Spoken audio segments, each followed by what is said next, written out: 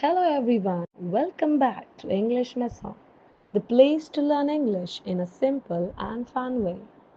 In today's lesson, we will learn about vowel sounds A, E, I, O, and U with lots of examples, starting with the vowel A.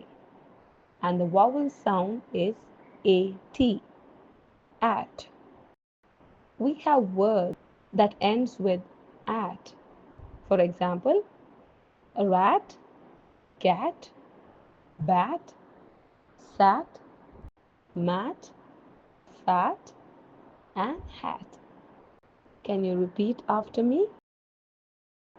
Rat, cat, bat, sat, pat, mat, fat. If you enjoyed this lesson, don't forget to like the video, share it with your friends, and subscribe to English Maison.